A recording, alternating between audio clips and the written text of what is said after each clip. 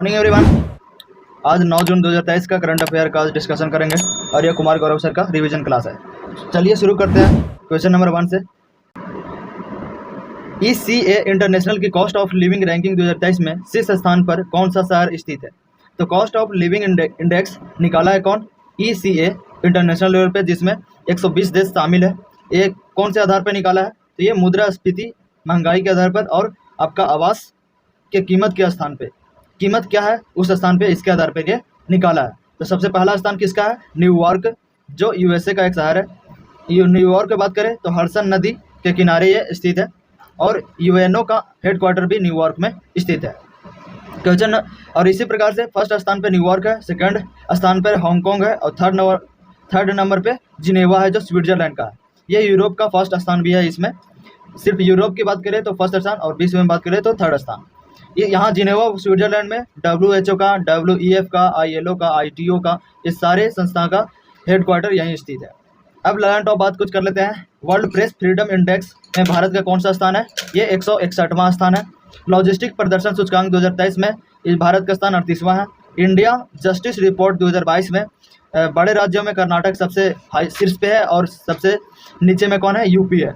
World happiness report 2023 में भारत का स्थान 126वां स्थान है। ग्लोबल फायर पावर इंडेक्स में भारत का स्थान चौथा है, फायर में, ये आपको ध्यान रखना है। वैश्विक आतंकवाद सूचकांक 2023 में भारत का स्थान 13वां है, ये भी आपको ध्यान रखना है। इसके बाद क्वेश्चन नंबर 2 को डिस्कस करेंगे। नाटो के इतिहास का अब तक का सबसे बड़ा हवाई अभ्यास एयर डिफेंस 2023 का आयोजन कहाँ किया जाएगा?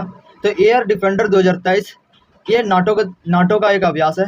नाटो की बात करें तो 1949 ईस्वी में इसका स्थापना हुआ था। इसमें कुल 31 देश हैं। ब्रुसेल्स बेल्जियम में इसका हेडक्वार्टर स्थित है और न्यूनतम देश फिनलैंड है। अब तक का सबसे बड़ा हवाई अभ्यास एयर डिफेंडर 2023 हो रहा है। ये कहाँ हो रहा है? जर्मनी में हो रहा है। जर्मनी का राजधानी बर्लिन है, आपको ध्यान रखना है।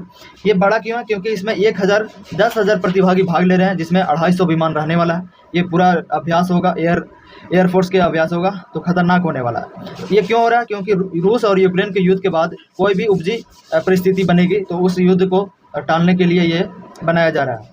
शक्ति दिखाया जा रहा है लोगों को क्या? रूस को दिखाया जा रहा है।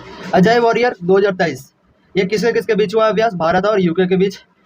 लॉक शील्ड साइबर रक्षा अभ्यास ये किसका अभ्यास है? नाटो का एक अभ्यास है जो साइबर रक्षा के लिए है। कोप इंडिया भारत और USA के बीच हुआ है। अफिंडेक्स और 2023 किसके बीच हुआ है? भारत और अफ्रीका के बीच एक अभ्यास हुआ है। अब बात करते हैं क्वेश्चन नंबर 3।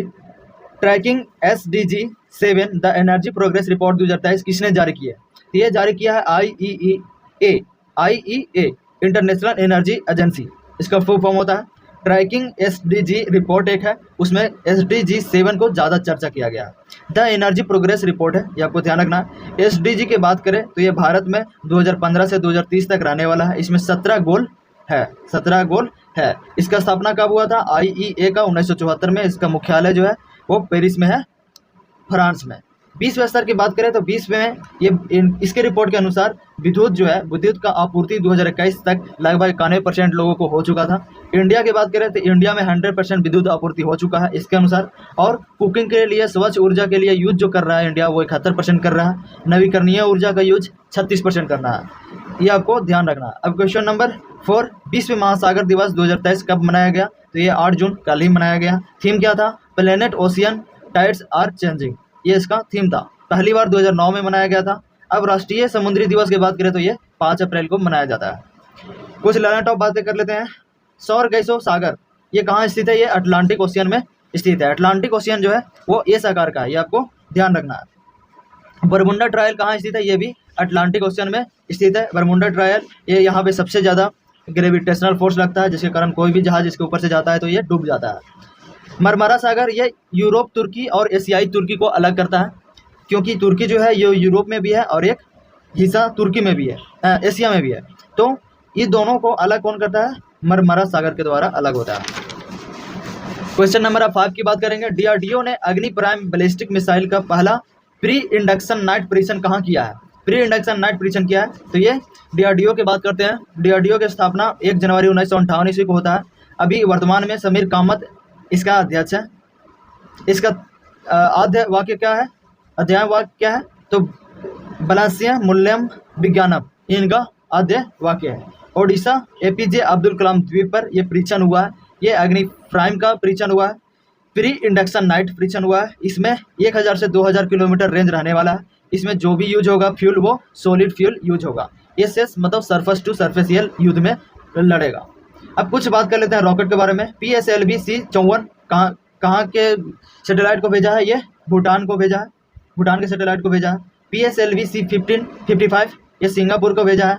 GSLV-F-12 ये NBS-01 को भेजा है।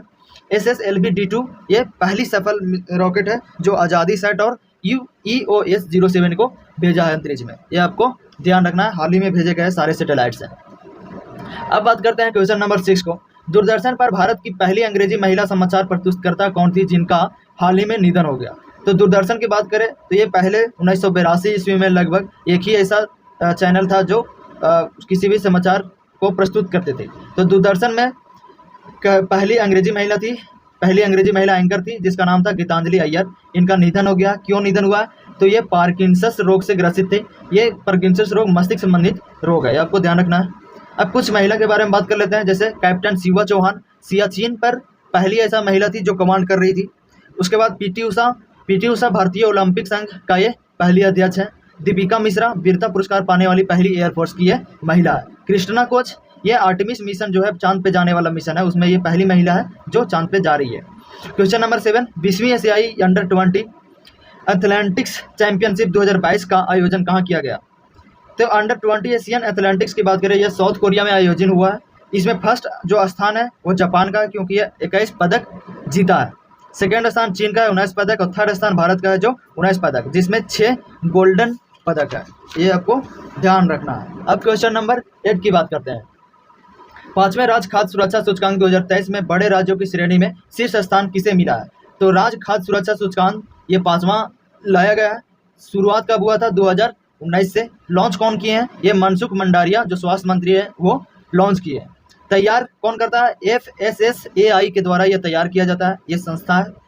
ये जो तैयार किए हैं 3 भागों में किए हैं, बड़े राज्यों की अलग, छोटे राज्यों की अलग और यूटी की अलग। बड़े राज्यों में शीर्ष स्थान केरल की है, छोटे राज्यों में गोवा की है और यूटी में जम्मू कश्मीर की शीर्ष स्थान है।